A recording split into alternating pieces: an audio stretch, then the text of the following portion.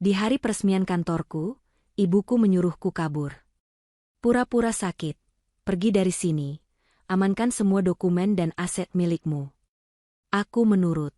15 menit kemudian, suamiku dan ibu mertuaku menjerit di ruanganku. Aku tak menyangka. Mereka ternyata. Sebelum ceritanya dimulai, silahkan tulis di kolom komentar dari daerah mana saja teman-teman yang menonton cerita ini. Jangan lupa like dan subscribe agar channel ini bisa semakin berkembang dan bisa mempersembahkan cerita yang lebih menarik lagi. Lobi utama gedung pencakar langit itu berkilauan. Ratusan tamu undangan, terdiri dari investor, klien, dan pejabat penting, bertepuk tangan meriah. Malam ini adalah puncak dari segala kerja keras Shanum. Di usianya yang baru menginjak 30 tahun, ia berdiri di atas panggung, meresmikan kantor pusat perusahaannya sendiri, sebuah perusahaan rintisan teknologi yang ia bangun dari nol. Hijab yang ia kenakan serasi dengan gaun elegannya, memancarkan aura percaya diri dan syukur. Di barisan depan, suaminya, Yogi, tersenyum bangga. Di sebelahnya, Ibu Dewi, ibu mertuanya, mengangguk-angguk pelan dengan senyum tipis yang tak pernah lepas dari wajahnya. Shanum mengambil mikrofon, cahaya lampu sorot terasa hangat di wajahnya. Terima kasih. Suara Shanum terdengar jelas, sedikit bergetar karena haru. Malam ini bukan hanya milik saya. Ini adalah milik kita semua. Terima kasih kepada tim saya yang luar biasa, yang bekerja siang malam tanpa lelah. Ia berhenti sejenak, matanya mencari sosok Yogi. Dan tentu saja, saya tidak akan bisa berdiri di sini tanpa dukungan penuh dari belahan jiwa saya, suami saya, Yogi. Yogi berdiri dan membungkuk sedikit ke arah tamu, tepuk tangan kembali terdengar. Dia adalah batu karang saya, yang selalu ada saat saya hampir menyerah. Shanum lalu mengalihkan pandangannya ke Ibu Dewi. Juga kepada ibu mertua saya, Ibu Dewi. Terima kasih, Bu. Ibu sudah seperti ibu kandung bagi saya, membimbing saya dalam bisnis dan kehidupan sejak ayah tiada. Dukungan ibu tak ternilai harganya. Ibu Dewi tersenyum lebih lebar. Shanum benar-benar merasa lengkap. Ia berhasil membahagiakan semua orang yang ia cintai. Ia hendak melanjutkan pidatonya, membahas visi perusahaan ke depan, ketika sebuah keributan kecil terjadi di pintu masuk lobi. Seorang wanita paruh baya tampak menerobos kerumunan. Pakaiannya sederhana, kontras dengan gemerlap pesta. Ia tampak panik. Beberapa petugas keamanan berusaha menahannya, tapi wanita itu berteriak, "Itu putri saya. Shanum, saya harus bertemu putri saya." Shanum membeku. Ia mengenali suara itu. Itu adalah ibunya, Ibu Atin. Para tamu mulai berbisik. Wajah Yogi dan Ibu Dewi langsung mengeras. Shanum melihat Yogi memberi isyarat mata kepada keamanan untuk mengusir ibunya, tapi Shanum lebih cepat. "Tidak apa-apa," katanya ke mikrofon, mencoba tetap tenang. "Itu ibu saya." Ia segera turun dari panggung, kegelisahan mulai menjalari hatinya. Ada apa? Kenapa ibunya datang seperti ini? Ibu Atin tidak pernah bertindak gegabah. Ia wanita yang tenang dan selalu menjaga sikap. Shanum menghampiri ibunya yang kini berdiri gemetar di tepi kerumunan. Wajahnya pucat pasi, keringat dingin membasahi pelipisnya. "Ibu, ada apa?" tanya Shanum pelan, mencoba menarik ibunya ke sudut yang lebih sepi. Ia sedikit malu, acaranya terinterupsi. "Kenapa ibu datang tanpa memberitahu? Apa terjadi sesuatu di rumah?" Ibu Atin tidak menjawab. Ia malah mencengkeram lengan Shanum begitu erat, hingga kuku-kukunya terasa menancap di kulit. Matanya liar, menatap ke sekeliling lobi, seolah mencari seseorang. Ia menatap Yogi dan Ibu Dewi yang kini berjalan mendekat dengan ekspresi kesal yang ditutup-tutupi. Melihat mereka mendekat, kepanikan Ibu Atin memuncak. Ia menarik Shanum mendekat, hingga wajah mereka hampir bersentuhan.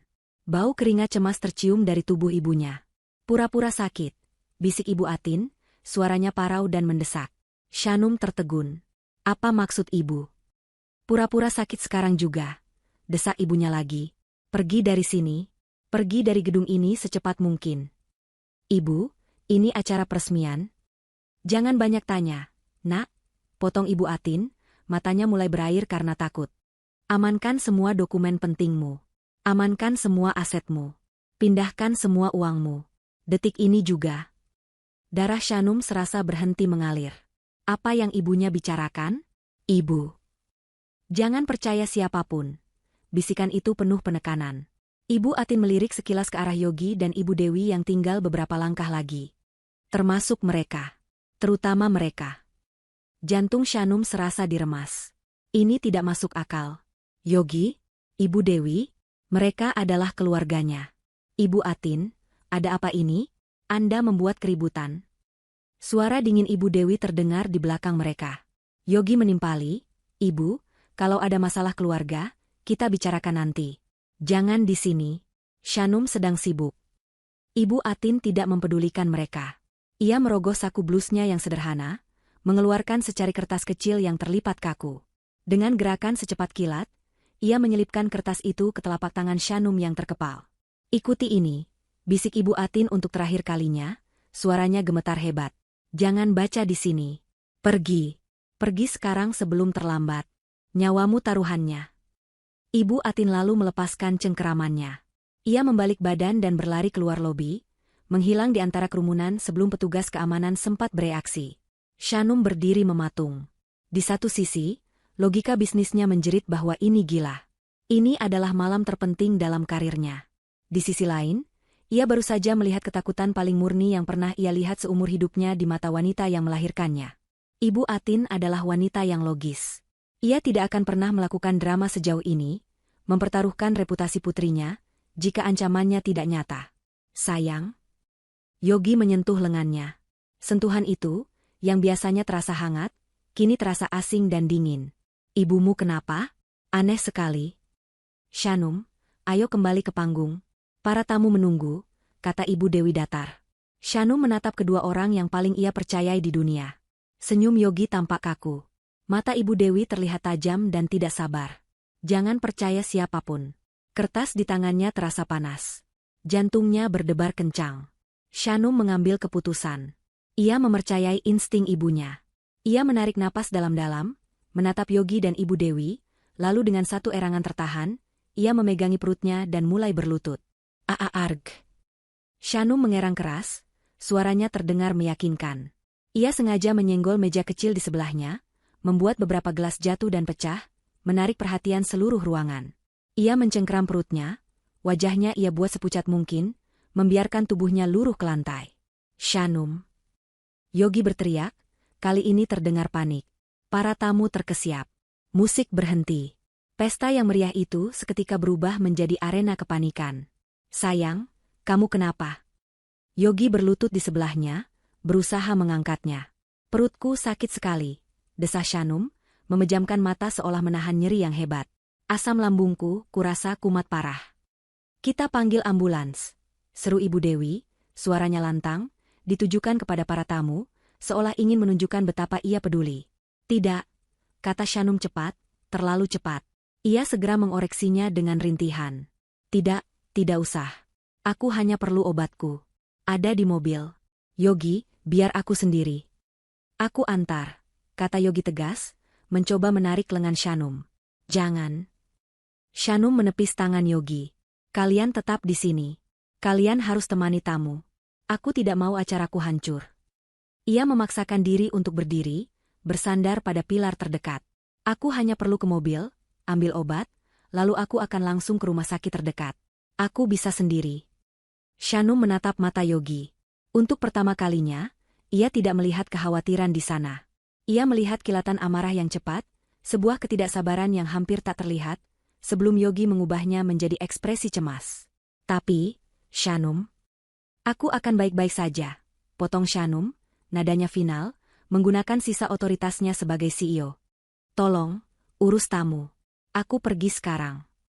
Tanpa menunggu jawaban, Shanum berbalik badan. Ia berjalan terbungkuk-bungkuk, satu tangan masih memegangi perutnya, berakting sekuat tenaga. Ia bisa merasakan ratusan pasang mata menatapnya, dan dua pasang mata yang paling tajam menusuk punggungnya. Ia tidak berani menoleh. Ia terus berjalan, keluar dari lobi, menuju lift pribadi yang membawanya ke parkiran basement. Begitu pintu lift tertutup, aktingnya berhenti. Tubuhnya yang tadi bungkuk langsung tegap. Napasnya memburu, tapi bukan karena sakit. Itu karena adrenalin. Tangannya gemetar hebat. Ia menekan tombol basement. Lift berdenting terbuka. Suasana basement yang dingin dan sepi kontras dengan kemeriahan di lantai atas. Ia berlari kecil menuju mobil mewahnya, menekan tombol alarm, dan segera masuk ke dalam. Ia mengunci semua pintu. Jantungnya serasa mau copot. Sendirian di dalam mobil, ia akhirnya membuka kepalan tangannya. Kertas dari ibunya sudah lecek karena keringat. Ia membukanya dengan gemetar. Itu bukan surat. Itu bukan penjelasan. Kertas itu hanya berisi 3 baris tulisan tangan ibunya yang ia kenali. Login, portal naga pas, warisan 1970 eksekusi, protokol merah. Shanum terdiam. Portal naga. Ia tahu apa itu. Itu adalah sistem keamanan siber legendaris yang dibangun almarhum ayahnya. Ayahnya, seorang insinyur jenius, paranoid terhadap keamanan data. Ia membangun sistem ini untuk melindungi aset keluarga, sebuah sistem yang terpisah dari jaringan internet publik. Ayahnya pernah berkata, ini tombol kiamat kita, Shanum. Hanya gunakan jika dunia serasa mau runtuh. Dan protokol merah. Shanum tahu persis apa artinya. Itu adalah perintah paling ekstrim. Bukan hanya mengunci, tapi membekukan total, memindahkan, dan menghapus semua jejak aset digital dalam hitungan detik. Ibunya tahu kode ini, dan ibunya menyuruhnya mengaktifkannya sekarang. Shanum tidak ragu lagi, ini nyata. Ia meraih laptop kerjanya dari kursi penumpang. Ia menyalakan hotspot dari ponsel keduanya, ponsel rahasia yang tidak diketahui Yogi. Ia membuka peramban khusus yang diinstal ayahnya, mengetik alamat portal naga yang mustahil diingat jika tidak dihafal di luar kepala. Layar login muncul. Hitam polos dengan logo naga merah kecil. Login. Portal naga ia mengetik nama pengguna. Pas, warisan 1970 ia mengetik kata sandi. Portal terbuka. Layarnya sederhana. Hanya ada satu tombol besar berwarna merah di tengahnya. Di bawahnya ada kotak teks. Shanum mengetik, eksekusi, potkomah. Ia ragu sepersekian detik. Jika ia menekan ini, perusahaannya lumpuh. Rekening pribadinya kosong. Semua yang ia bangun akan terkunci. Tapi bisikan ibunya terngiang lagi. Nyawamu taruhannya. Ia menarik napas. Dan ia menekan tombol, enter. Layar berkedip. Sebuah baris progres muncul, terisi dari 0 sampai 100% hanya dalam 3 detik. Lalu muncul tulisan, protokol naga aktif. Aset diamankan. Selesai. Shanum menyandarkan kepalanya di kemudi, napasnya terengah-engah. Apa yang baru saja ia lakukan? 15 menit kemudian, di ruang kerja baru Shanum di lantai atas. Pesta sudah mulai bubar, dipercepat oleh insiden, sakitnya, sang CEO. Para tamu penting sudah pulang. Yogi dan Ibu Dewi akhirnya bisa sendirian. Pintu kantor ditutup dan dikunci. Ekspresi cemas di wajah mereka lenyap seketika, digantikan oleh tawa dingin. Drama sekali ibunya si bodoh itu, kata Ibu Dewi, menuang segelas sampanye mahal. Aku hampir mengira dia tahu. Dia tidak tahu apa-apa. Yogi tertawa, melonggarkan dasinya. Ia duduk di kursi kebesaran Shanum, kursi CEO. Dia hanya panik karena tidak diundang. Wanita kampung. Ibu Dewi menyesap minumannya. Akting Shanum lumayan. Dia terlihat sangat kesakitan. Tapi baguslah dia pergi. Kita tidak perlu repot-repot memapahnya pulang. Ya, kata Yogi, matanya bersinar serakah. Dia pergi ke rumah sakit, memberinya alibi sempurna. Saat dia dirawat, karena stres dan kelelahan, kita selesaikan semuanya.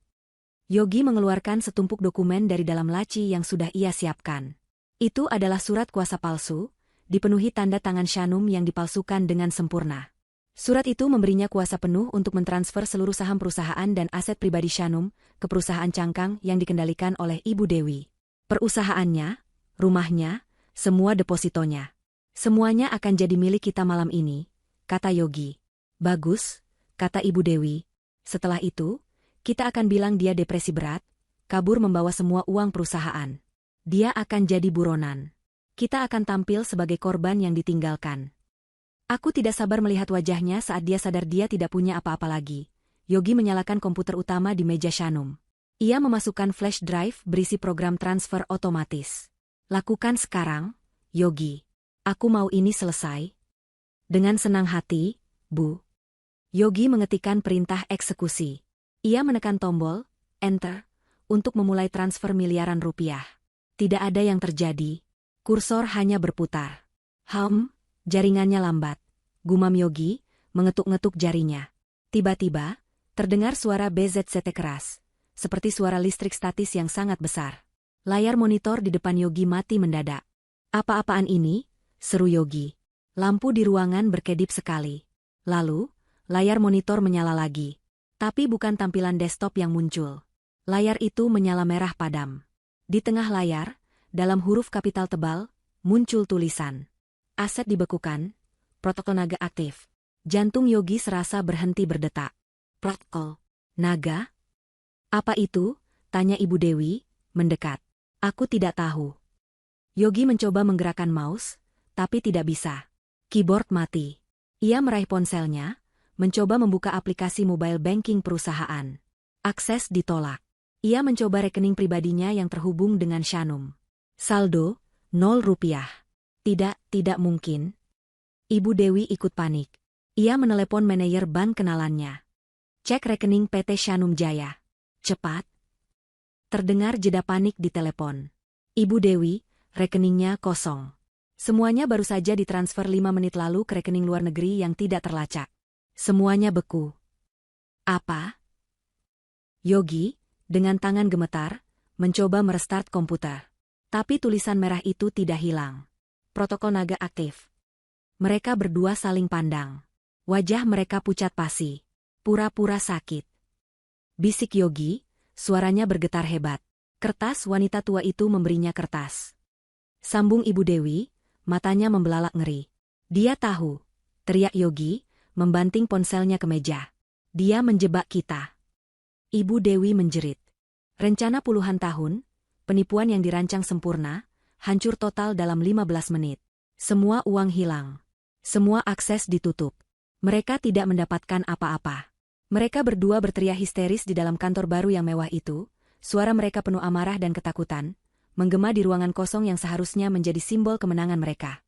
Shanum memacu mobilnya keluar dari basement, jantungnya berdentam-dentam di dalam dada. Ia tidak tahu harus pergi kemana. Rumah? Tidak. Yogi dan Ibu Dewi pasti akan mencarinya di sana. Rumah ibunya? Terlalu jelas. Ia melajukan mobilnya tanpa tujuan di jalanan kota yang ramai. Pikirannya berputar kencang. Ia harus bertemu ibunya. Hanya ibunya yang punya jawaban. Ia meraih ponsel rahasia yang ia simpan di laci dashboard, ponsel yang ia gunakan khusus untuk sistem ayahnya. Hanya ada satu nomor di dalamnya, nomor Ibu Atin. Ia menelepon. Ibu di mana? Tanya Shanum, suaranya bergetar. Jangan pulang. Jangan ke rumah ibu, jawab suara Ibu Atin, terdengar sedikit lebih tenang, seolah sudah mengantisipasi panggilan ini. Pergi ke motel Melati di Jalan Buntu.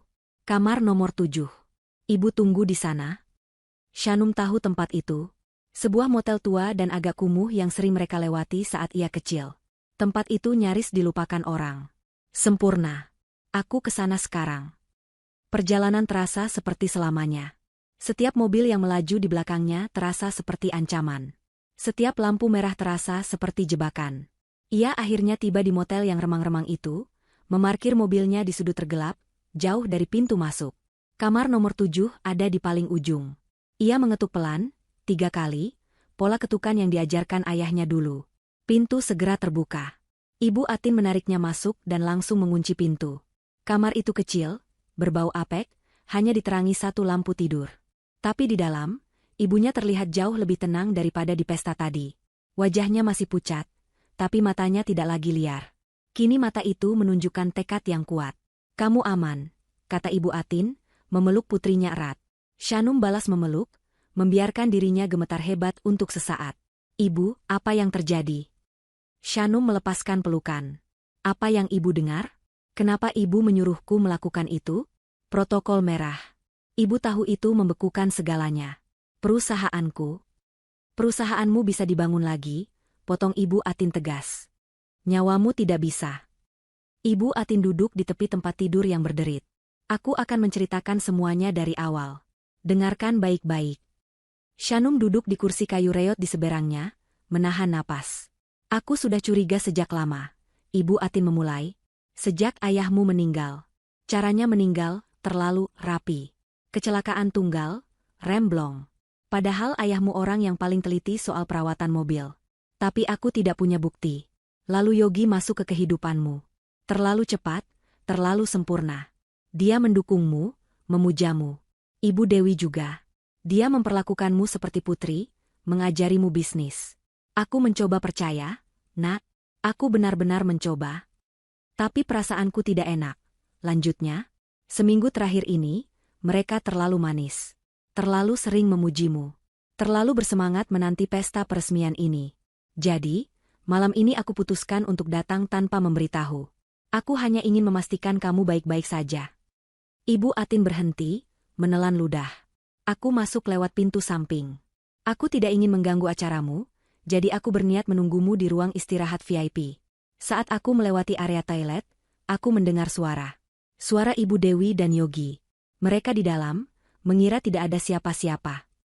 Shanum mencondongkan tubuhnya ke depan, tangannya terkepal. Aku mendengar Ibu Dewi berkata, "Kapan kita berikan racunnya?" Darah serasa surut dari wajah Shanum. "Racun?" Ibu Atin mengangguk, matanya berkaca-kaca. Yogi menjawab, "Sabar, Bu. Setelah pesta selesai. Di minuman terakhirnya. Setelah dia tanda tangan surat kuasa baru itu, kita bilang itu untuk formalitas pajak." Mereka tertawa, Shanum. Mereka tertawa. Surat kuasa racun. Shanum merasa mual. Mereka berencana membuatmu menandatangani surat kuasa palsu malam ini, surat yang mengalihkan semua asetmu ke mereka. Lalu mereka akan meracunimu pelan-pelan. Membuat seolah-olah kamu sakit parah karena kelelahan kerja, lalu meninggal dengan tenang. Mereka akan tampil sebagai suami dan ibu mertua yang berduka, yang terpaksa mengambil alih perusahaanmu. Jelas Ibu Atin, suaranya bergetar karena marah. Shanum tidak bisa berkata-kata. Pria yang ia cintai, wanita yang ia anggap sebagai ibu kedua, merencanakan pembunuhannya. Bisikan ibunya di pesta tadi kini terasa sangat masuk akal. "Saat itu aku panik," kata Ibu Atin. "Aku tidak bawa ponsel, tertinggal di tas yang dititipkan di keamanan depan. Aku tidak bisa menelepon polisi. Satu-satunya yang kuingat adalah kode ayahmu. Ayahmu pernah memberiku kode itu, jika kamu atau Shanum dalam bahaya besar dari dalam, ini kuncinya. Aku baru sadar sekarang, bahaya dari dalam, itu maksudnya keluarga. Maksudnya mereka." Aku mengambil secari kertas dari meja tamu, menulis kodenya, dan berlari mencarimu. Sisanya kamu sudah tahu. Shanum terdiam lama, mencerna kengerian itu. "Jadi semua ini hanya karena perusahaan?" tanyanya lirih. "Hanya karena uang?" Ibu Atin menggeleng pelan. "Awalnya aku juga berpikir begitu. Tapi saat aku mendengar mereka bicara, aku sadar ada yang lebih besar. Perusahaanmu hanya pemicunya. Mereka mengincar sesuatu yang lain." "Apa?" "Warisan naga," jawab Ibu Atin. Shanum mengerutkan kening. "Warisan naga? Itu kan hanya dongeng kakek." "Bukan dongeng, Nak," kata Ibu Atin serius. "Kakekmu orang yang sangat kaya, jauh lebih kaya dari yang orang tahu. Tapi dia tidak percaya bank, tidak percaya sistem.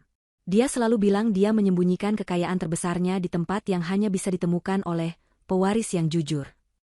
Dia menyebutnya warisan naga." Yogi dan Ibu Dewi tahu soal ini. Keluarga Ibu Dewi, keluarga Lesmana, mereka punya sejarah dengan kakekmu. Sejarah buruk. Kakekmu pernah menghancurkan bisnis ayah Ibu Dewi karena curang.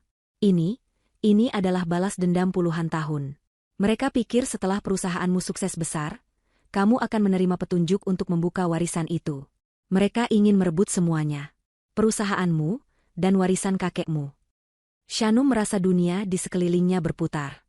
Hidupnya, pernikahannya, semuanya ternyata kebohongan besar yang dirancang untuk satu tujuan, balas dendam dan keserakahan. Saat keheningan mencekam itu mengisi ruangan, tiba-tiba terdengar suara, ping, pelan. Keduanya tersentak. Suara itu datang dari tablet Shanum, tablet khusus yang terhubung dengan portal naga. Shanum mengeluarkannya dari tas kerjanya. Tablet itu biasanya mati total, layarnya hitam. Kini, layar itu menyala redup.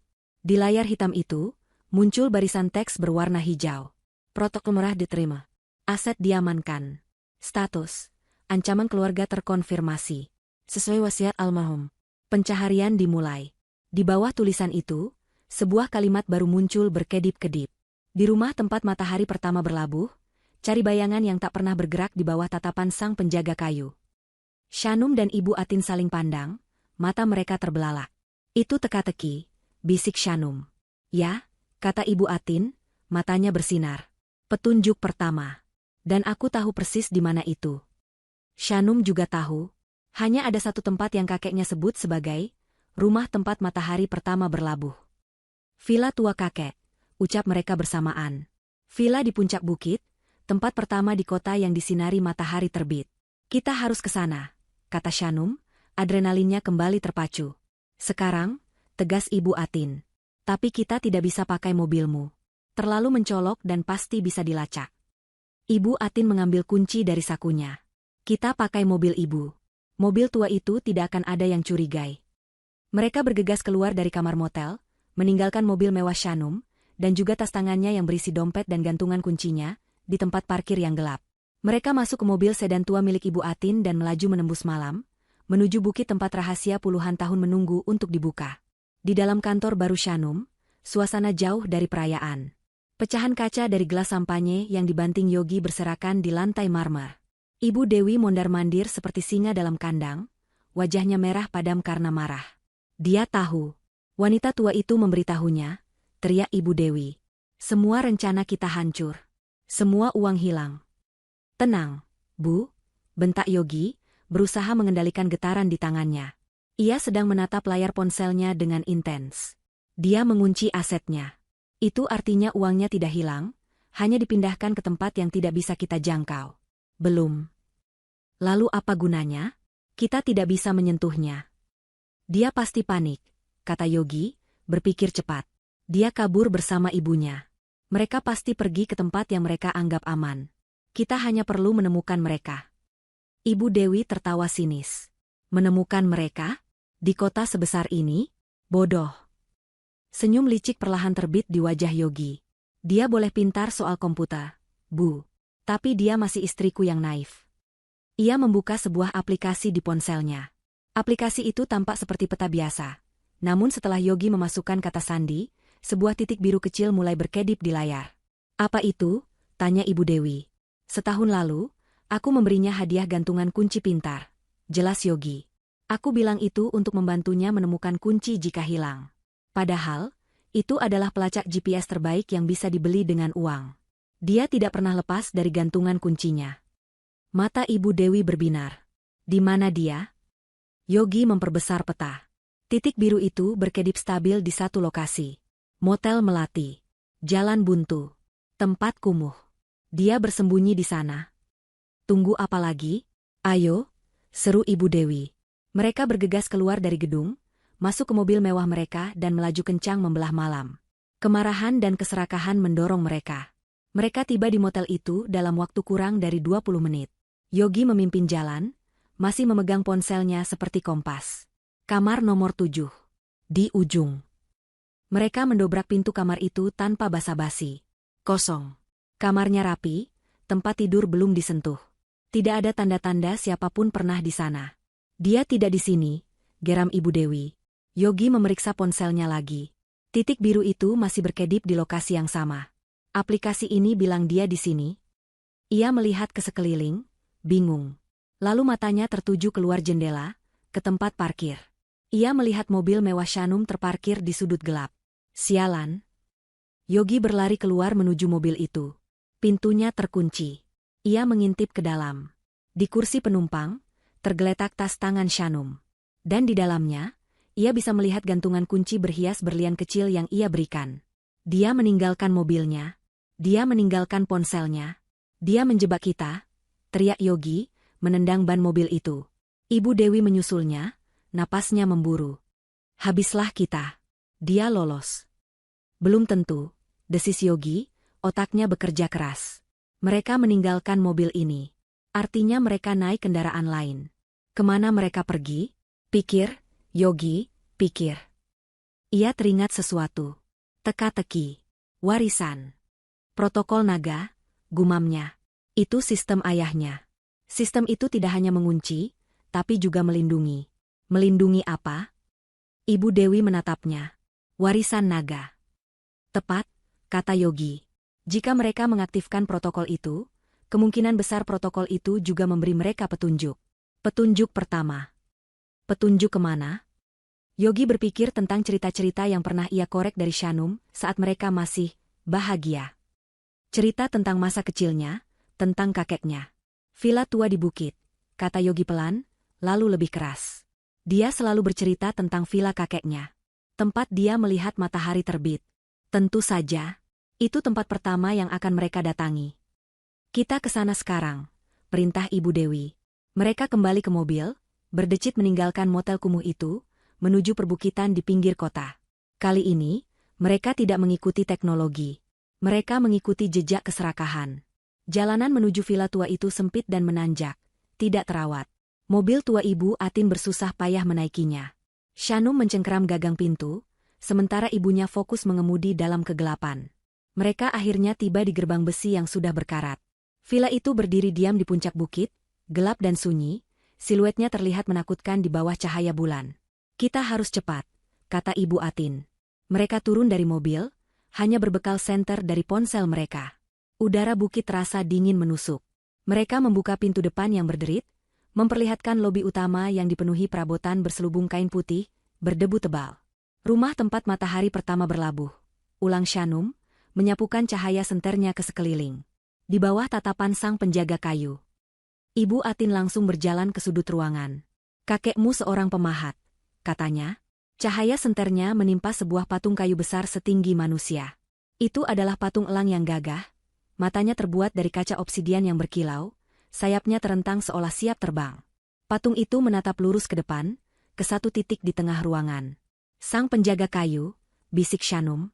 Mereka berdua berjalan ke tempat patung itu menatap. Itu adalah area lantai kayu biasa. Apa yang kita cari? Tanya Shanum, mengetuk-ngetuk lantai.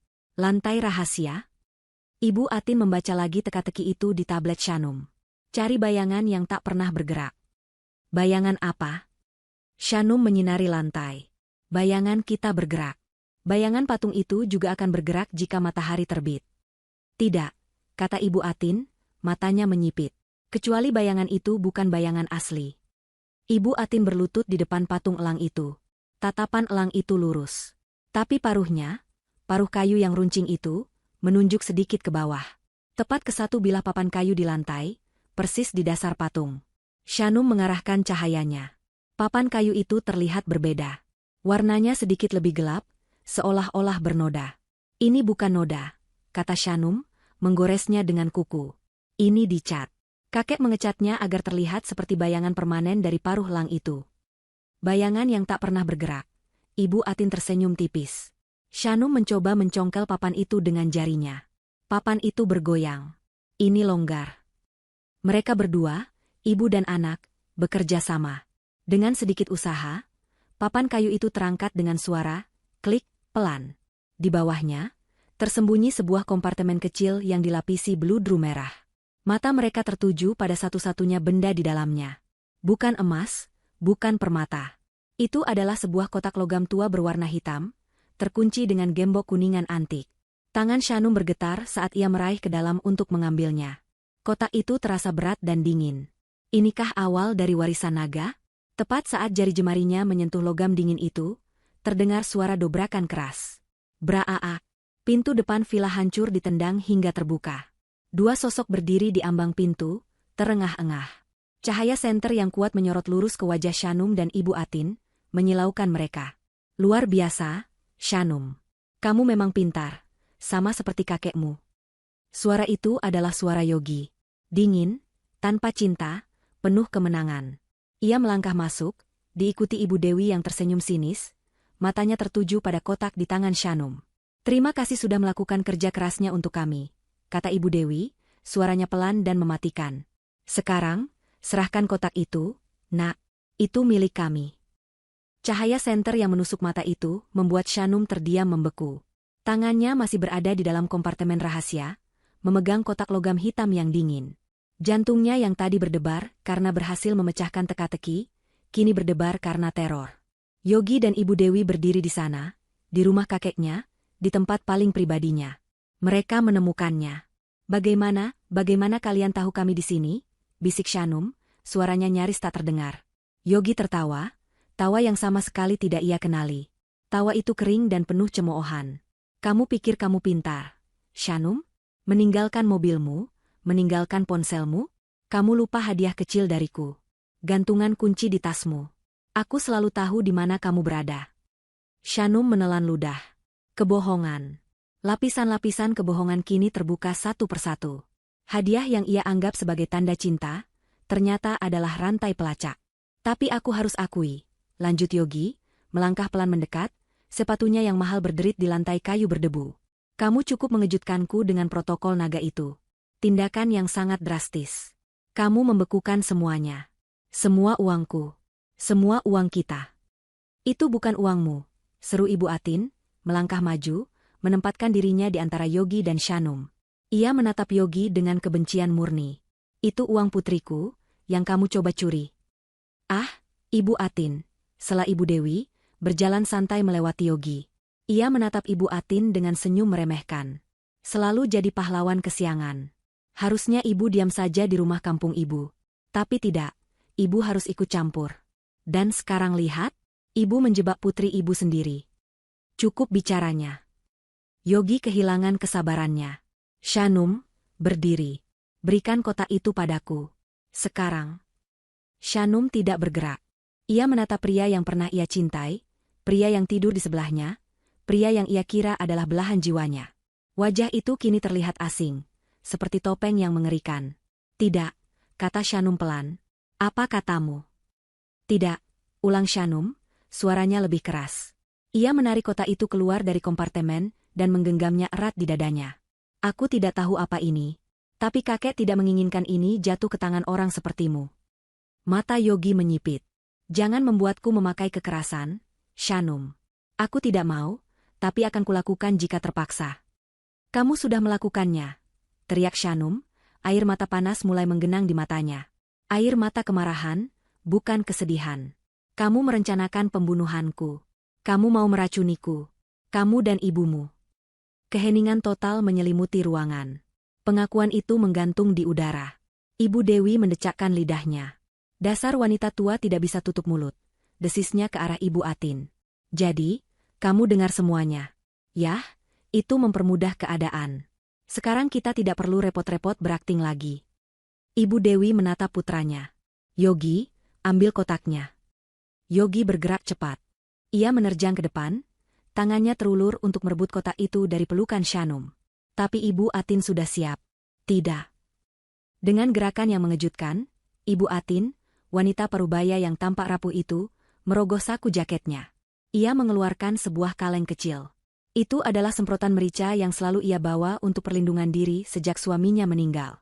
Sebelum Yogi sadar apa yang terjadi, Ibu Atin menekan noselnya. SSH. Cairan pedas itu menyembur, tepat mengenai wajah Yogi. Yogi berteriak kesakitan. Ia terhuyung mundur, kedua tangannya menggapai matanya yang terbakar. Rasa perih yang luar biasa membuatnya buta seketika. Mataku. Panas. Ibuku. Tolong. Yogi. Ibu Dewi menjerit, panik melihat putranya kesakitan. Ia lupa sejenak pada Shanum dan kotak itu, ia berlari ke arah Yogi, mencoba menenangkannya. Ada apa? Apa yang dia lakukan padamu? Lari, Shanum. Lari, teriak Ibu Atin, mendorong putrinya kuat-kuat ke arah pintu belakang villa. Shanum tersentak dari keterkejutannya. Ia melihat ibunya tidak bergerak mengikutinya. Ibu, ayo. Pergi. Ibu akan menahan mereka. Lari lewat kebun belakang. Jangan berhenti. Ibu Atin berbalik, mengambil sebuah vas keramik berat dari meja terdekat. Ia siap menghadapi Ibu Dewi. Tidak. Aku tidak akan meninggalkan ibu, tangis Shanum. Pergi, nak. Jika mereka mendapatkan kotak itu, semuanya selesai. Nyawa ayahmu, nyawa kakekmu, semuanya akan sia-sia. Selamatkan dirimu. Selamatkan warisanmu. Melihat tekad baja di mata ibunya, dan mendengar suara Yogi yang mengamuk di belakangnya, Shanum akhirnya membuat keputusan yang memilukan. Ia berbalik dan berlari.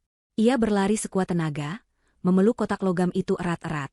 Ia berlari keluar dari pintu belakang, menuruni tangga batu yang licin, dan masuk ke dalam kebun yang tak terurus.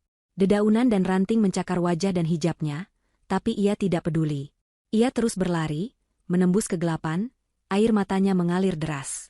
Di belakangnya, ia bisa mendengar suara teriakan Ibu Dewi. Dia kabur. Kejar dia. Jangan biarkan dia lolos. Shanum tidak berani menoleh. Ia tahu Yogi dan Ibu Dewi akan mengejarnya. Ia harus bersembunyi. Ia melihat gerbang samping yang menuju ke hutan kecil di tepi properti villa. Ia berlari ke sana, membanting gerbang berkarat itu hingga terbuka, dan menghilang ke dalam kegelapan hutan. Ia terus berlari hingga paru-parunya terasa mau meledak. Kakinya tersandung akar pohon, membuatnya jatuh tersungkur ke tanah yang lembab. Kotak logam itu terlepas dari pegangannya, membentur batu.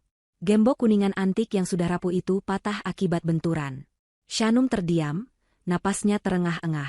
Ia mendengar suara gemerisik dari arah villa. Mereka mencarinya. Ia harus segera bergerak. Tapi matanya tertuju pada kotak yang kini terbuka sedikit. Dengan tangan gemetar, ia membuka tutup logam itu. Di dalamnya, hanya ada dua benda, terletak di atas bantalan beludru yang sudah kusam. Benda pertama adalah sebuah buku harian kecil bersampul kulit coklat, sudah lapuk dimakan usia. Benda kedua adalah sebuah kunci kuningan yang berat. Bukan kunci biasa, melainkan kunci safe deposit box antik, dengan nomor seri terukir di gagangnya dan logo ban yang sudah tidak beroperasi lagi.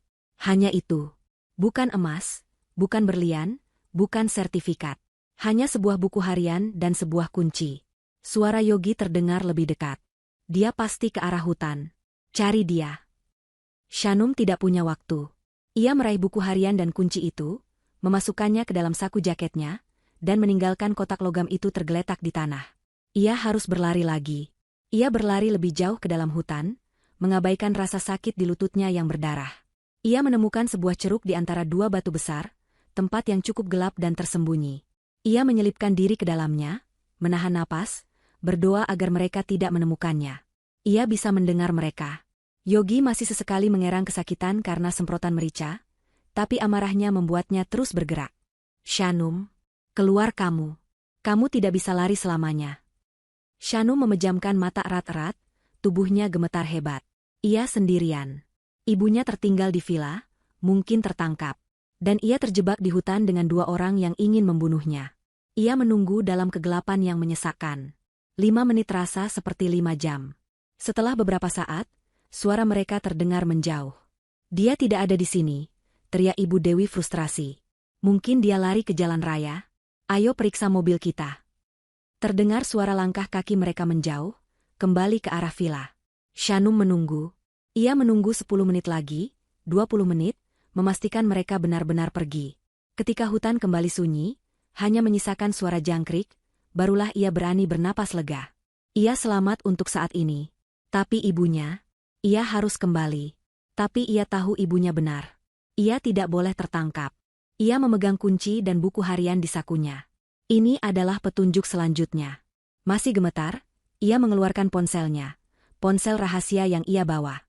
Cahaya layarnya terasa menyilaukan di kegelapan hutan. Ia membuka buku harian kecil itu. Sampulnya kaku. Halaman pertamanya berisi tulisan tangan kakeknya yang elegan namun tegas. Tanggalnya puluhan tahun yang lalu. Shanum mulai membaca. Aku tahu keluarga Lesmana mengincarku. Shanum terkesiap. Lesmana? Itu nama keluarga Ibu Dewi. Nama keluarga Yogi. Ia melanjutkan membaca. Mereka serakah. Mereka tidak pernah puas. Mereka mencoba menipuku dalam bisnis, tapi aku lebih pintar. Aku menghancurkan mereka sebelum mereka menghancurkanku. Aku tahu mereka akan membalas dendam. Mereka tidak akan pernah berhenti. Halaman berikutnya. Aku telah menyembunyikan segalanya. Asetku yang sesungguhnya. Warisan ini bukan untuk orang yang lemah, dan jelas bukan untuk serigala berbulu domba. Aku membuat sistem ini untuk melindunginya, melampaui kematianku. Warisan ini hanya untuk pewaris yang jujur, pewaris yang bisa melihat kebohongan di depan mata mereka. Shanum membalik halaman terakhir yang bertinta. Keluarga Lesmana akan mencoba mendekati keturunanku. Mereka akan menggunakan pesona, kebohongan, bahkan cinta. Jangan percaya pada mereka. Kuncinya ada di bank. Bank yang percaya pada kehormatan, bukan pada angka. Bukti kejahatan mereka ada di sana. Gunakan itu untuk menghancurkan mereka, seperti mereka mencoba menghancurkan kita. Shanum menutup buku harian itu. Tangannya tidak lagi gemetar. Kini tangannya terkepal erat. Ini bukan lagi hanya tentang uang. Ini adalah perang yang dimulai oleh kakeknya. Ini adalah balas dendam yang diwariskan. Dan Yogi. Yogi bukan hanya menikahi Shanum karena kebetulan. Itu adalah rencana. Rencana puluhan tahun untuk menyusup ke keluarganya dan merebut apa yang mereka anggap sebagai hak mereka. Ia melihat kekunci di tangannya. Logo bank tua itu, Bank Warisan Nasional. Bank itu sudah lama bangkrut, diakuisisi oleh bank lain. Tapi Shanum tahu. Gudang arsip utama dan brankas-brankas kuno bank itu masih ada di gedung lama mereka di pusat kota. Ia tahu kemana ia harus pergi. Ia harus keluar dari hutan ini, kembali ke kota. Dan ia harus melakukannya tanpa ketahuan. Ia juga harus mencari tahu apa yang terjadi pada ibunya. Ia mematikan layar ponselnya, menyimpan buku harian dan kunci itu dalam-dalam. Tekadnya kini sekeras baja. Yogi dan Ibu Dewi telah mengambil perusahaannya, mengkhianati cintanya, dan mungkin menyakiti ibunya. Shanum tidak akan lari lagi. Ia akan menghancurkan mereka.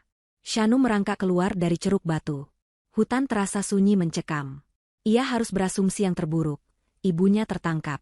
Jika itu terjadi, Yogi dan Ibu Dewi pasti tahu bahwa ia memiliki buku harian dan kuncinya.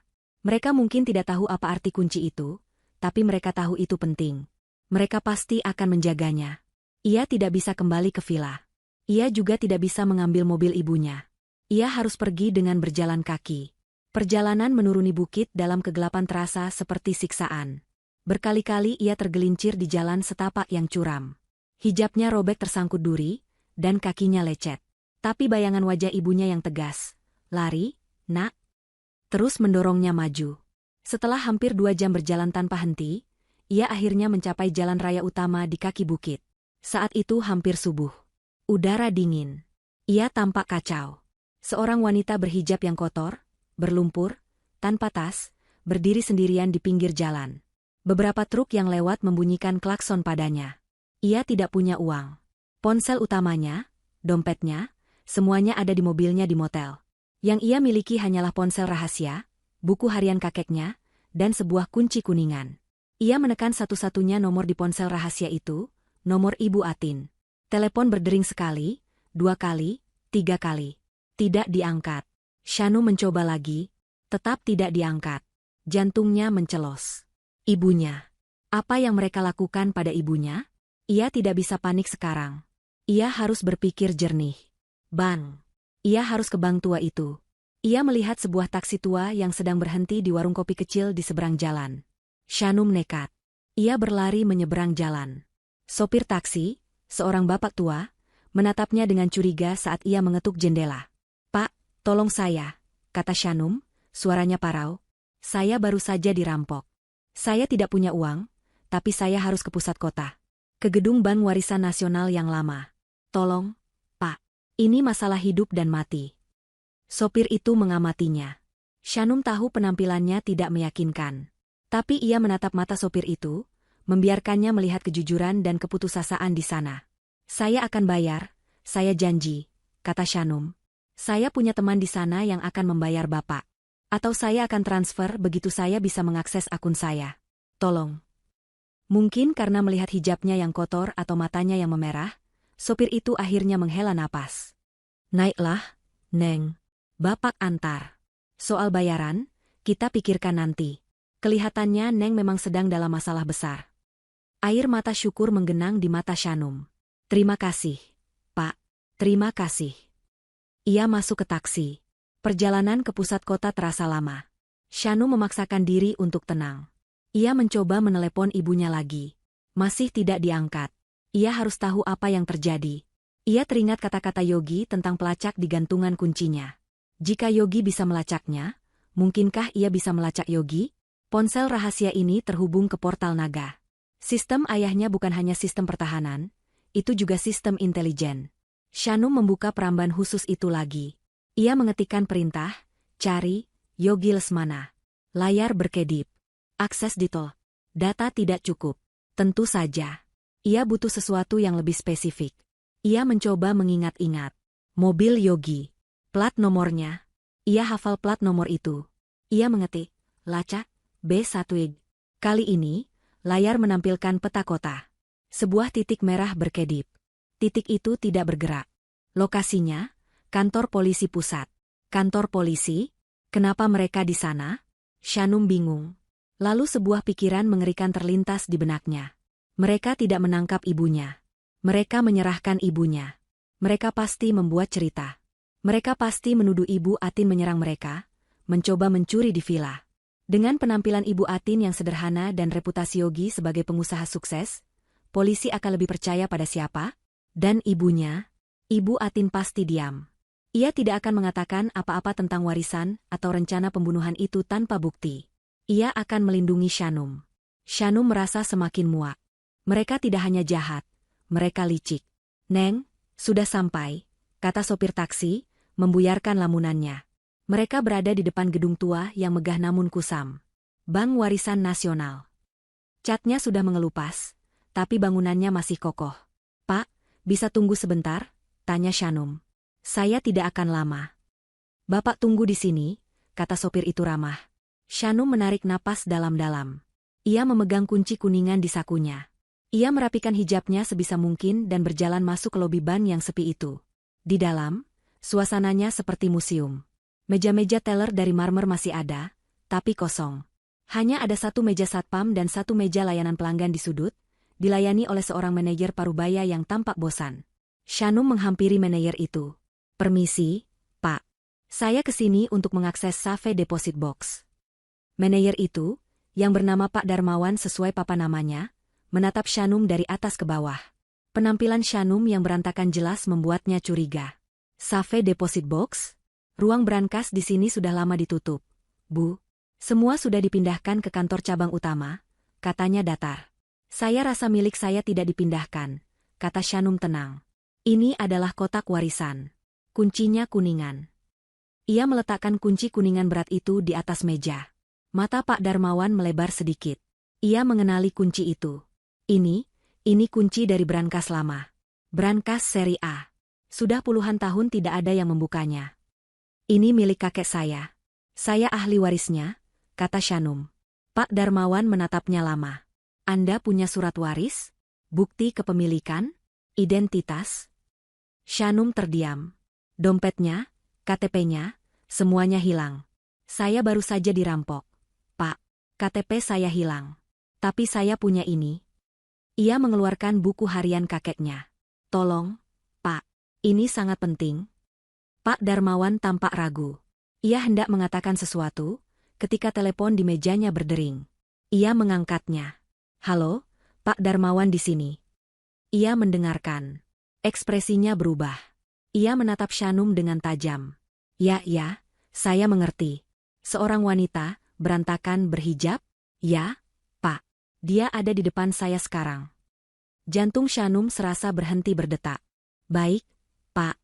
Saya akan tahan dia. Ya. Segera kirim petugas. Pak Darmawan menutup telepon.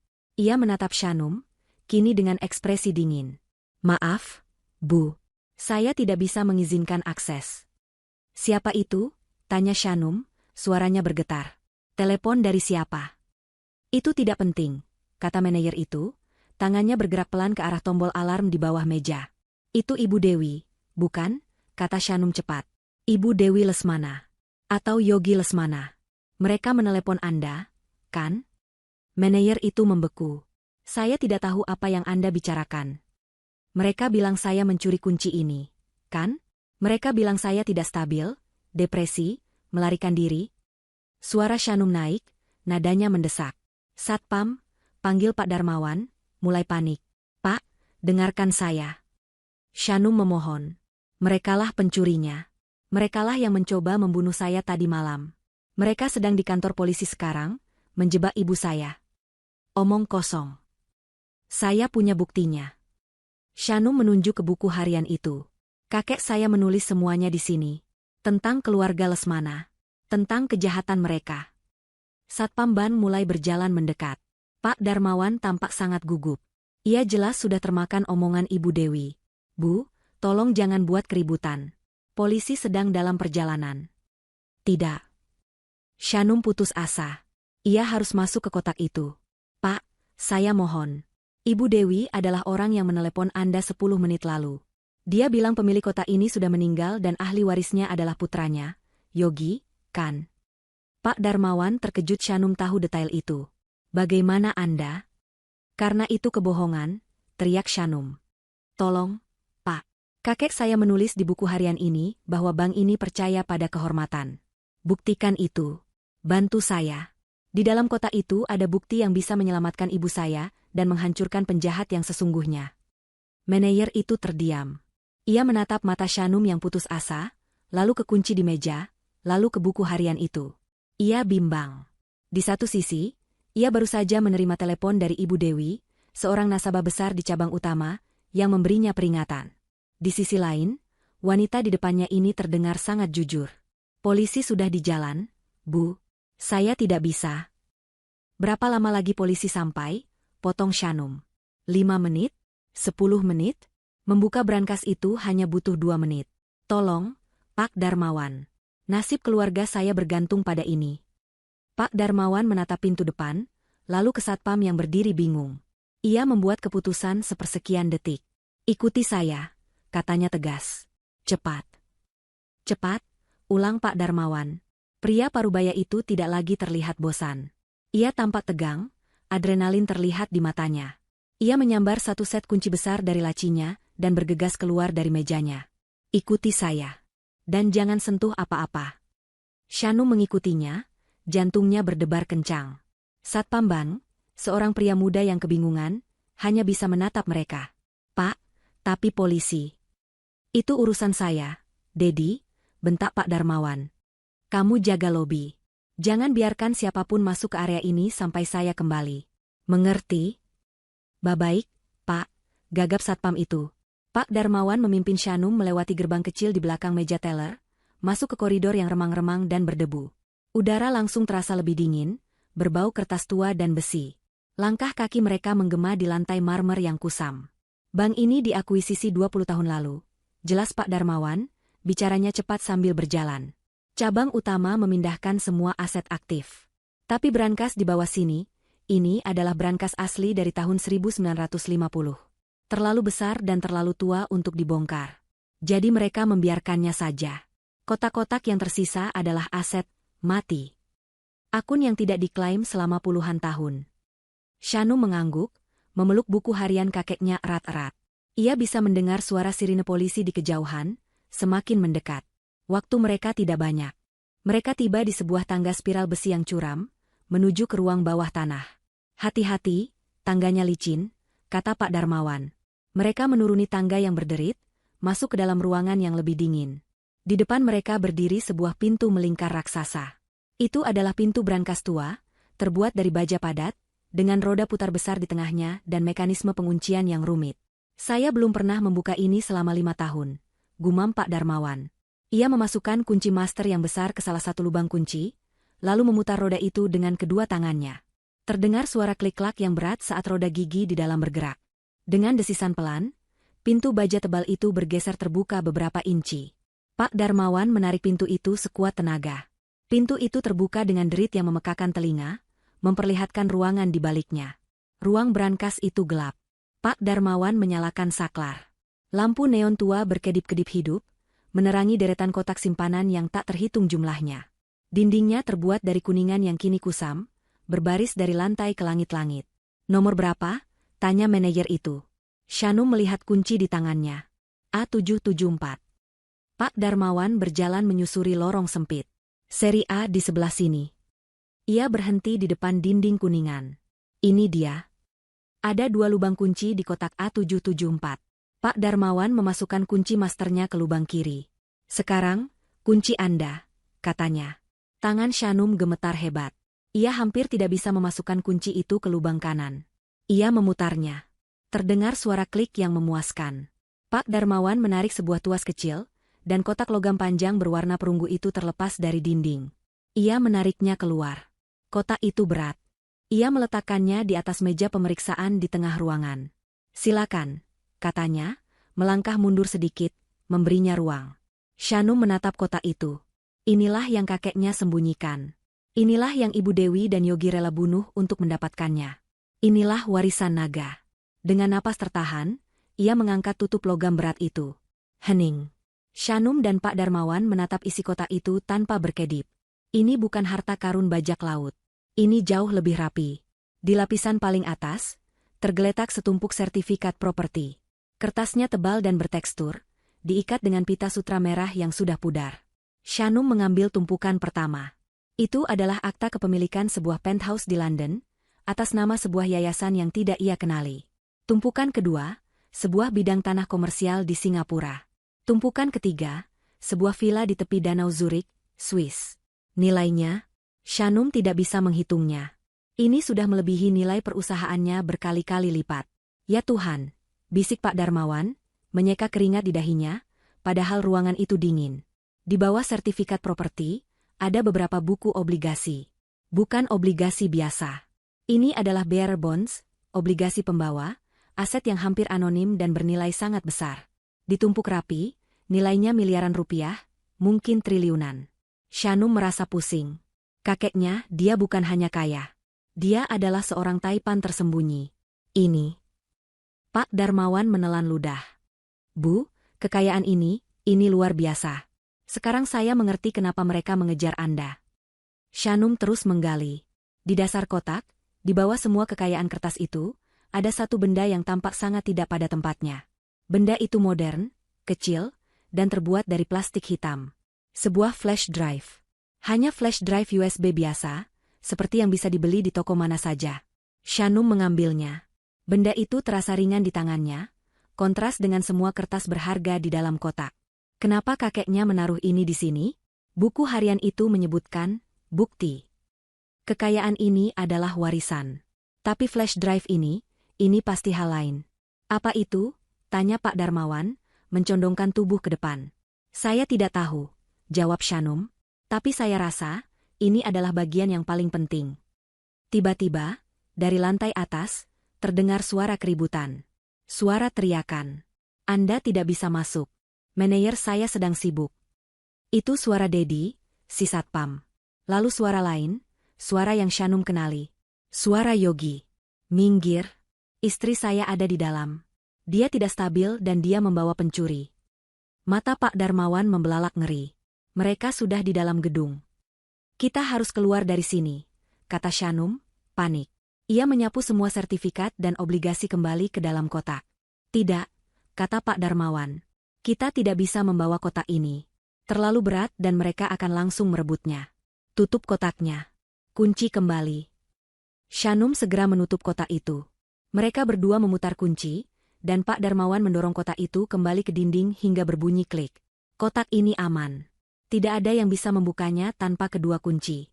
Kunci Anda, simpan baik-baik. Lalu bagaimana? Tanya Shanum putus asa. Mereka di atas. Sertifikat itu tidak penting sekarang, kata Pak Darmawan. Tapi benda kecil di tangan Anda itu? Ia menunjuk ke flash drive. Saya rasa, itulah senjatanya. Suara langkah kaki berat terdengar menuruni tangga spiral besi. Cepat. Pak Darmawan menarik tangan Shanum. Ada jalan keluar lain. Jalan darurat untuk staf. Ia mematikan lampu ruang brankas, membuat mereka dalam kegelapan. Ia menarik Shanum ke pintu lain di ujung ruangan, pintu baja sempit. Lewat sini. Shanum menggenggam flash drive itu erat-erat. Ia bisa mendengar suara Yogi berteriak di ruang bawah tanah. Shanum, Pak Darmawan. Saya tahu kalian di sana. Keluar. Mereka berlari menyusuri koridor sempit dan gelap, hanya diterangi lampu darurat berwarna merah. Kita kembali ke kantor saya, kata Pak Darmawan, napasnya terengah-engah. Komputer saya satu-satunya yang terhubung ke jaringan internal. Kita harus lihat isi flash drive itu. Sekarang juga. Mereka menaiki tangga di ujung lain, yang membawa mereka kembali ke lobi utama, tapi di sisi yang berlawanan, tersembunyi di balik barisan teller. Mereka mengintip. Lobi utama kosong. Yogi, Ibu Dewi, dan 2 petugas polisi sudah turun ke ruang bawah tanah. Cepat, bisik Pak Darmawan.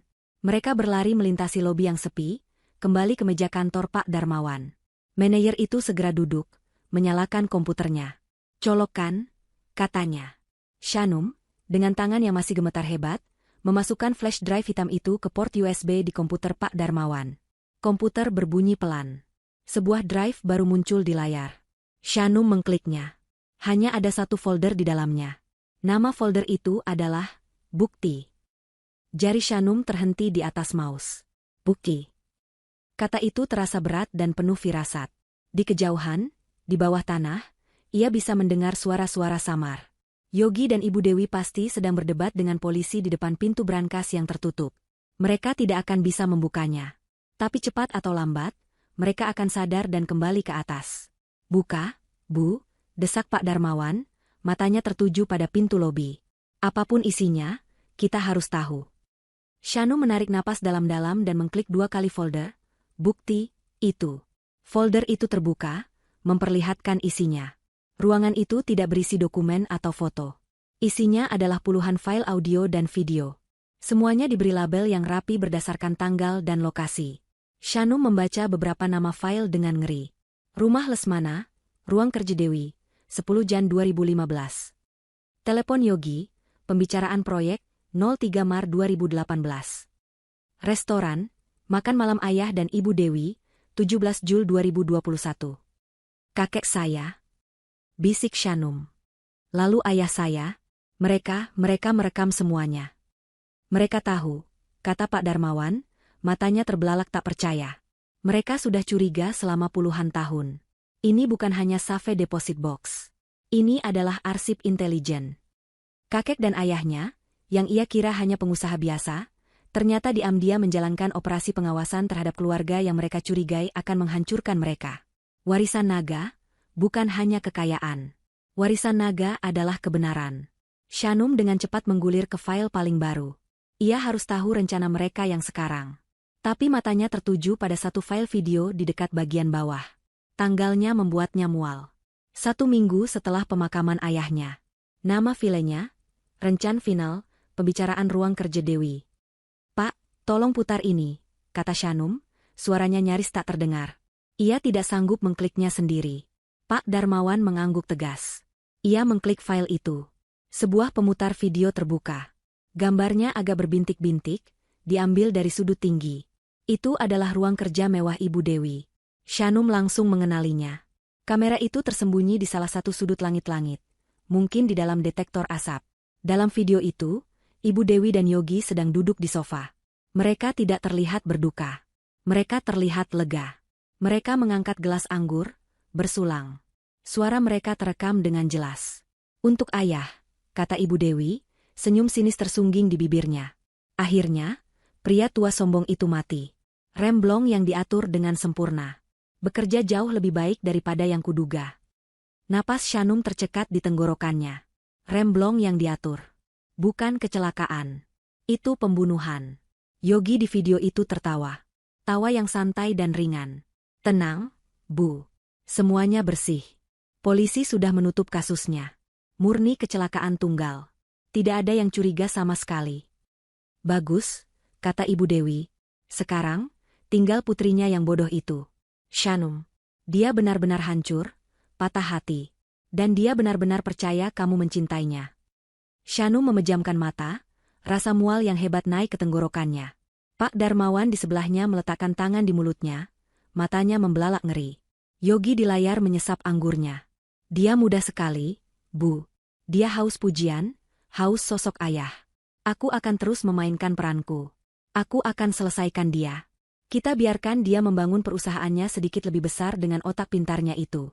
Biarkan dia bekerja keras untuk kita. Lalu, saat dia sudah di puncak, kita ambil semuanya. Seperti rencana kita dari awal. Ya, Ibu Dewi menimpali, matanya berkilat-kilat penuh keserakahan. Perusahaannya, dan warisan naga sialan yang disembunyikan kakeknya itu. Aku yakin dia akan mendapatkan petunjuknya cepat atau lambat. Kita akan dapatkan semuanya. Kita akan hancurkan warisan keluarga mereka sampai ke akar-akarnya. Seperti mereka menghancurkan ayah.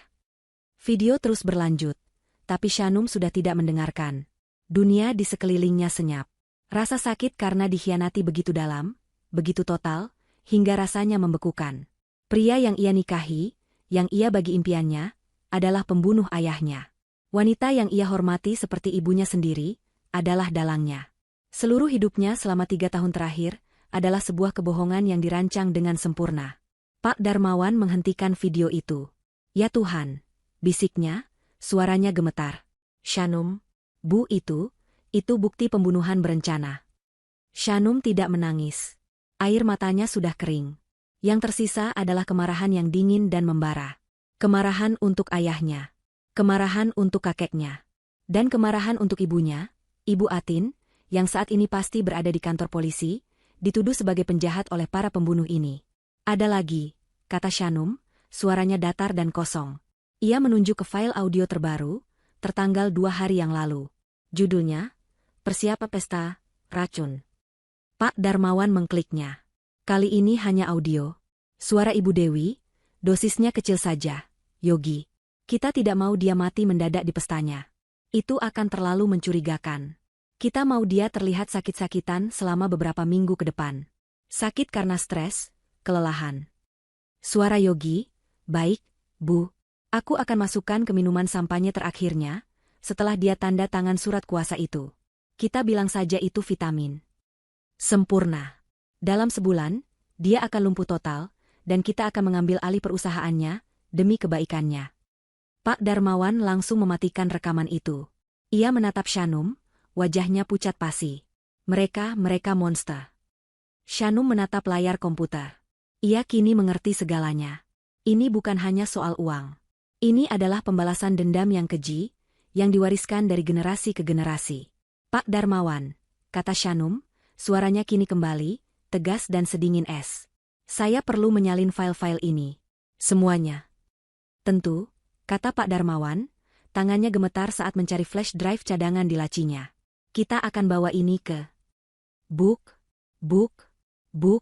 Pintu kaca lobi bank digedor dengan keras. Kali ini bukan gedoran biasa. Ini gedoran yang marah. Pak Darmawan, buka pintunya. Itu suara Yogi. Mereka kembali. Shanum dan Pak Darmawan saling pandang. Mereka melihat ke pintu lobi. Di baliknya, berdiri Yogi, Ibu Dewi, dan 2 petugas polisi yang tampak marah. Dia tidak ada di brankas. Teriak Yogi, wajahnya merah padam. Dia pasti menipu Anda. Dia pasti masih di atas sini. Buka pintunya atau kami akan mendobraknya. Polisi itu maju. Pak Darmawan, atas nama hukum, buka pintu ini. Anda menyembunyikan seorang tersangka. Shanum mencabut flash drive hitam milik kakeknya. Ia menggenggamnya erat. Mereka ada di luar. Bisik Pak Darmawan ngeri. Bagus, jawab Shanum, berdiri tegak. Wajahnya tidak lagi menunjukkan ketakutan. Wajahnya adalah topeng tekad yang dingin. Biarkan mereka masuk. Momen itu terasa membeku. 4 orang di luar pintu kaca, 2 orang di dalam. Di antara mereka hanya ada lapisan kaca tipis. Namun rasanya seperti jurang pemisah antara kebohongan dan kebenaran. Polisi di luar, didorong oleh amarah Yogi, mulai menggedor lebih keras. Pak Darmawan, buka. Ini perintah polisi, teriak salah satu petugas. Pak Darmawan menatap Shanum. Ia, seorang manajer bank Parubaya yang hidupnya biasa saja, kini berada di pusat konspirasi pembunuhan. Tapi melihat wajah tenang Shanum, ia menemukan keberaniannya sendiri. Baik, katanya. Ia berjalan ke pintu dan memutar kunci. Pintu terbuka. Yogi adalah yang pertama menerobos masuk. Matanya merah, sisa dari semprotan merica dan kemarahan murni. Ibu Dewi mengikutinya, angkuh seperti biasa, memancarkan aura korban yang teraniaya. 2 petugas polisi mengikuti di belakang mereka, tangan mereka sudah siap diikat pinggang. Itu dia, Pak. Yogi langsung menunjuk Shanum, suaranya bergema di lobi marmer yang kosong. Tangkap dia. Dia mencuri kunci brankas kakek saya. Dia bersekongkol dengan ibunya untuk menjebak kami. Ibu Dewi menambahkan, suaranya dibuat bergetar seolah menahan tangis. Dia tidak stabil, Pak. Sejak ayahnya meninggal, dia stres berat. Pesta semalam membuatnya kolaps. Kami khawatir dia depresi. Dan sekarang dia berhalusinasi, menuduh kami macam-macam. Dia bahkan melukai putra saya. Ibu Dewi menunjuk mata Yogi yang bengkak. Yogi mengangguk, memainkan perannya dengan sempurna.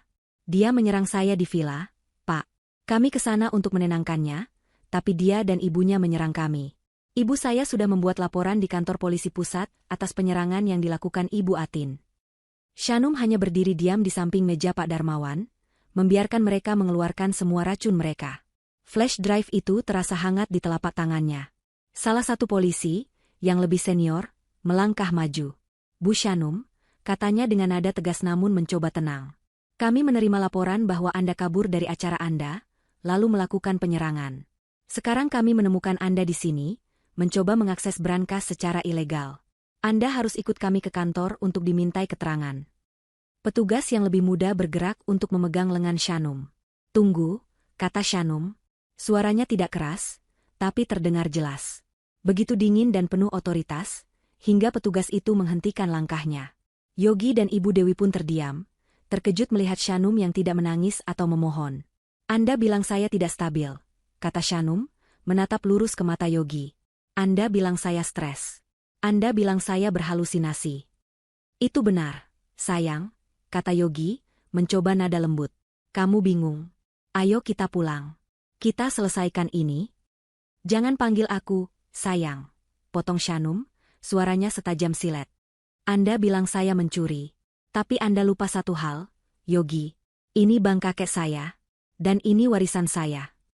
Omong kosong, bentak Ibu Dewi. Warisan itu milik keluarga Lesmana. Kakekmu menipunya dari ayah mertua saya. Benarkah? Shanum tersenyum tipis, senyum yang sama sekali tidak hangat. Kalau begitu, mari kita dengar kebenarannya.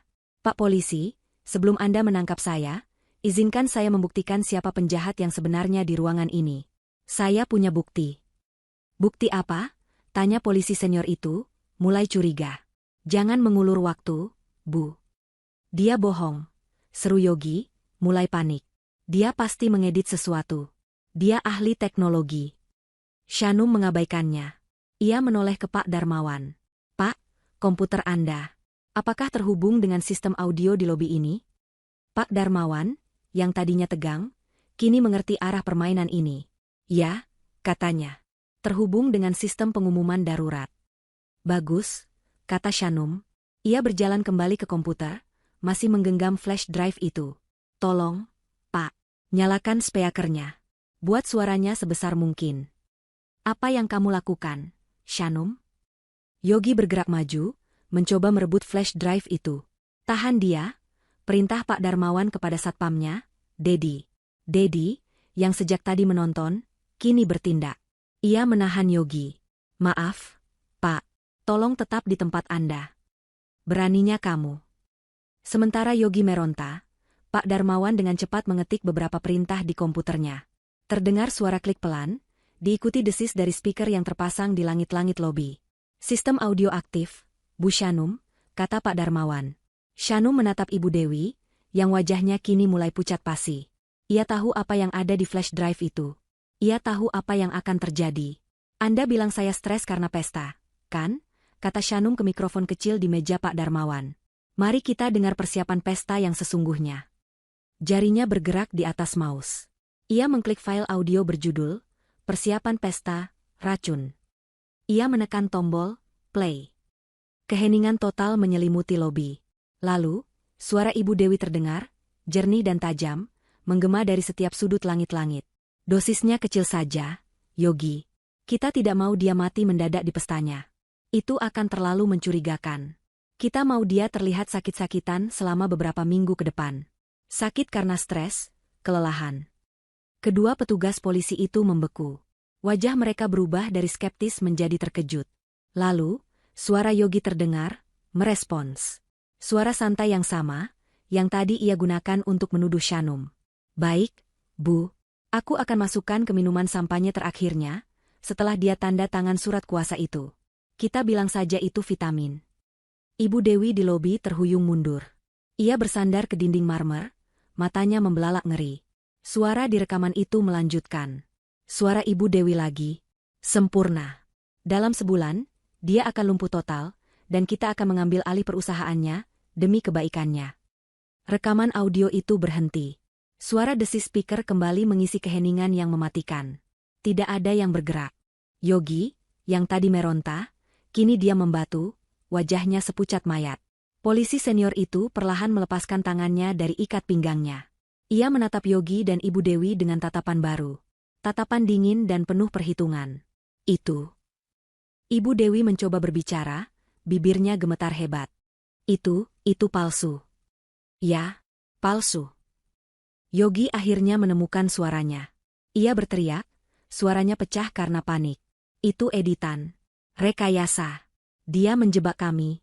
Suara kami bisa ditiru. Itu AI. Teknologi AI sekarang canggih. Dia yang merencanakan ini semua. Ibu Dewi melihat secercah harapan. Benar? Itu bohong. Dia memfitnah kami. Mereka berdua mulai berteriak-teriak, menuduh Shanum sebagai pemfitnah, sebagai penipu ulung. Situasi kembali kacau. Polisi tampak ragu lagi. Memang benar, teknologi pemalsuan suara ada. Shanum tetap tenang di tengah badai itu. Ia menatap kedua orang yang telah menghancurkan hidupnya. Palsu? Tanyanya pelan ke mikrofon, membuat suaranya kembali menggema. Anda yakin itu editan? Ia kembali ke komputer. Bagaimana dengan ini? Jarinya bergerak ke file video. File yang paling ia takuti. File yang paling ia butuhkan. Rencan final, pembicaraan ruang kerja Dewi. Anda bilang saya depresi sejak ayah meninggal, kata Shanum. Mari kita lihat bagaimana tepatnya ayah meninggal. Jangan, teriak Ibu Dewi, kali ini dengan jeritan panik yang sesungguhnya. Ia tahu rekaman apa itu. Ia menerjang ke arah meja, mencoba menghentikan Shanum. Tapi terlambat. Polisi yang lebih muda, kini sigap, menahan Ibu Dewi. Diam di tempat Anda, Bu. Shanum menekan tombol, play. Monitor komputer itu kini menampilkan gambar. Shanum memutarnya menghadap lobi. Ruang kerja Ibu Dewi. Yogi dan Ibu Dewi bersulang. Dan kemudian, suara mereka terdengar lagi. Kali ini, dengan gambar. Untuk ayah. Akhirnya, pria tua sombong itu mati. Remblong yang diatur dengan sempurna. Bekerja jauh lebih baik daripada yang kuduga. Suara Ibu Dewi. Mengaku telah membunuh ayah Shanum. Di lobi bank, polisi senior itu tersentak. Dan rekaman itu berlanjut. Yogi tertawa. Tenang, Bu. Semuanya bersih. Polisi sudah menutup kasusnya. Murni kecelakaan tunggal. Shanum menghentikan video itu di sana. Semua napas tertahan. Wajah Ibu Dewi kini bukan lagi pucat. Wajahnya kejang. Yogi gemetar hebat, lututnya lemas, dan ia jatuh berlutut di lantai marmer. Permainan selesai. Keheningan yang mengikuti pemutaran video itu lebih berat daripada pintu brankas di ruang bawah tanah. Itu adalah keheningan yang dipenuhi kengerian, pengkhianatan, dan kebenaran yang tak terbantahkan. Kedua petugas polisi itu kini menatap Yogi dan Ibu Dewi bukan lagi sebagai korban, melainkan sebagai monster. Palsu? Tanya Shanum sekali lagi, suaranya yang dingin memecah kesunyian. Apakah itu juga terlihat seperti editan? Yogi? Apakah tawa Anda juga palsu? Yogi, yang berlutut di lantai, tidak bisa menjawab. Ia hanya menggeleng-gelengkan kepalanya pelan, matanya kosong, bergumam, tidak mungkin, tidak mungkin. Dia tahu rekaman itu asli. Dia tidak tahu bagaimana Shanum mendapatkannya, tapi dia tahu itu asli. Ibu Dewi, di sisi lain, meledak. Keanggunannya yang dibuat-buat hancur berkeping-keping. Kamu, jeritnya, suaranya melengking seperti elang yang terluka. Ia meronta dari cengkeraman polisi. Kamu anak sialan. Harusnya kamu mati bersama ayahmu. Kamu dan ibumu yang kampungan itu. Kalian merebut segalanya. Cukup, bentak polisi senior itu. Suaranya menggelegar. Ia mengeluarkan borgol. Ibu Dewi Lesmana, Anda ditangkap atas dugaan pembunuhan berencana terhadap. Ia menoleh ke Shanum. Fahmi. Ayah saya, jawab Shanum, suaranya mantap. Terhadap almarhum Fahmi, dan percobaan pembunuhan terhadap Shanum. Polisi itu memborgol tangan Ibu Dewi di belakang punggungnya. Suara klik logam yang menutup itu terdengar sangat memuaskan di lobi yang sepi. Tidak. Lepaskan aku. Kau tidak tahu siapa aku. Aku akan menghancurkan kalian semua. Ibu Dewi menendang-nendang, martabatnya hilang sudah. Polisi yang lebih muda mendekati Yogi, yang masih berlutut, lumpuh karena syok. Anda juga, Pak Yogi Lesmana. Anda ditangkap atas keterlibatan dalam konspirasi pembunuhan. Polisi itu menarik Yogi berdiri dan memborgolnya. Yogi tidak melawan. Dia seperti boneka kain, kekalahannya total dan mutlak. Dia menatap Shanum, matanya memohon. Mungkin mencari sisa cinta, sisa pengampunan. Shanum balas menatapnya. Matanya sedingin baja. Dia tidak merasakan apa-apa. Tidak cinta, tidak benci. Hanya kehampaan. Dia memalingkan wajahnya. Tepat pada saat itu, pintu lobi bank terbuka lagi. Seorang pria berjas rapi dan seorang wanita dengan kartu pers di lehernya bergegas masuk. Shanum, seru pria berjas itu. Itu adalah pengacara kepercayaan ayahnya, Pak Johan. Saya di sini, Pak Johan, kata Shanum. Jurnalis di sebelahnya, seorang reporter investigasi terkenal, melihat borgol, polisi, dan layar komputer yang masih menyala. Matanya melebar. Ya Tuhan, apa yang saya lewatkan? Ia langsung menyalakan kamera di ponselnya. Anda datang di waktu yang tepat, kata Shanum. Ia menunjuk ke flash drive yang masih ada di komputer. Pak Johan, ini adalah bukti pembunuhan ayah. Dan ini, ia menunjuk Pak Darmawan, adalah saksi yang membantu saya. Pak Johan, melihat kliennya yang berantakan namun tegap, dan dua orang yang diborgol, langsung mengerti. Polisi, katanya tegas. Klien saya adalah korban. Dan saya punya satu permintaan mendesak. Polisi senior itu mengangguk.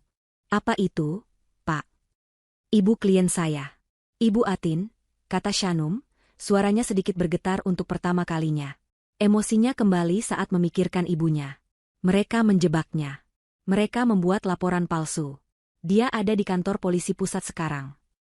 Polisi senior itu memucat, menyadari kesalahannya. Ia segera mengambil radionya. Pusat, ini unit 7. Segera batalkan laporan penyerangan atas nama pelapor Ibu Dewi Lesmana. Saksi korban, Ibu Atin, adalah ulangi beliau adalah saksi kunci prioritas. Tolong amankan beliau. Berikan perlindungan. Jemput beliau dengan hormat dan bawa ke sini. Segera. Shanum akhirnya bisa bernapas. Ibunya aman.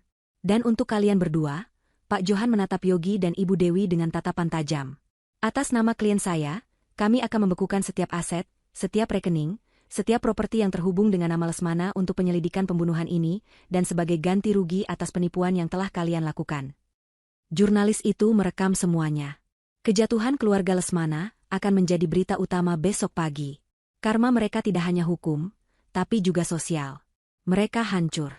Saat polisi menggiring Ibu Dewi yang masih menjerit-jerit dan Yogi yang diam membisu keluar dari bank, Shanum akhirnya bersandar di meja.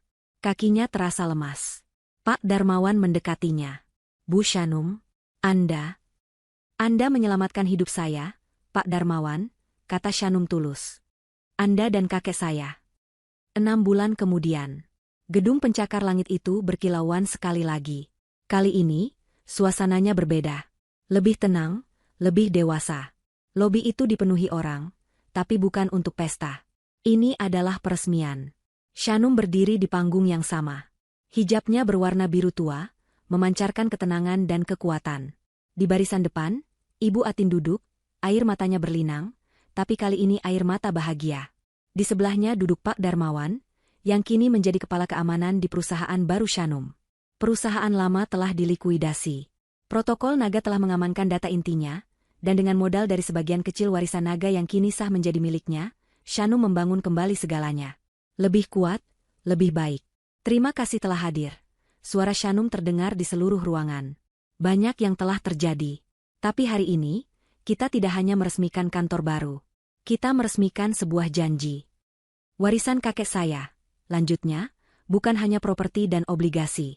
Warisan sesungguhnya adalah kebenaran. Itu adalah pengingat bahwa kita harus melawan serigala, tidak peduli seberapa mirip mereka dengan keluarga.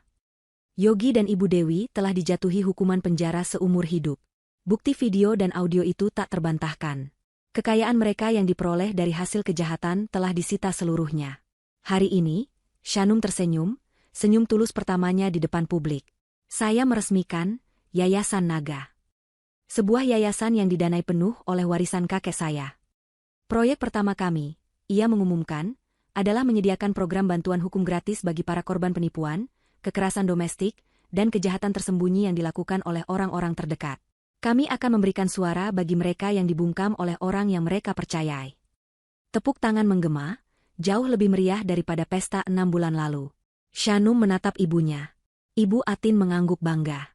Shanum telah membersihkan nama keluarganya. Ia telah mengamankan warisannya. Dan yang terpenting, ia telah mengubah penderitaan tergelapnya menjadi cahaya bagi orang lain. Kakeknya pasti akan sangat bangga.